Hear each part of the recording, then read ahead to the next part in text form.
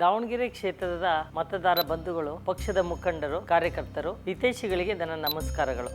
BJP ಪಕ್ಷದ ವರಿಷ್ಠರು ನನ್ನನ್ನು ಅಭ್ಯರ್ಥಿಯಾಗಿ ಘೋಷಿಸಿದಾಗಿನಿಂದ ಕ್ಷೇತ್ರದ ಎಲ್ಲಾ ಕಡೆ ನನ್ನ ಜೊತೆ ಬಂದು ಬಿಸಿಲು ಧೂಳು ನಡುವೆ ಸರಿಯಾದ ಸಮಯಕ್ಕೆ ಊಟ ಮಾಡದೆ ಪ್ರಚಾರ ಕಾರ್ಯದಲ್ಲಿ ನನ್ನ ಜೊತೆ ಭಾಗವಹಿಸಿದ ಎಲ್ಲರಿಗೂ ನನ್ನ ಮನದಾಳದಿಂದ ಧನ್ಯವಾದಗಳನ್ನು ಹೇಳುತ್ತೇನೆ.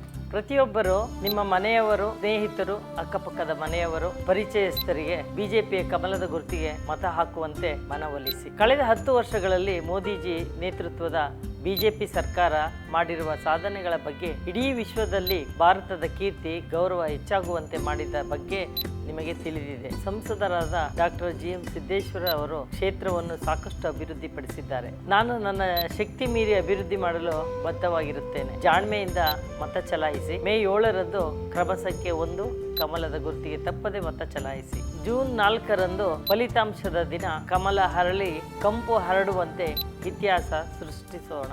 ಎಲ್ಲರಿಗೂ ನಮಸ್ಕಾರಗಳು.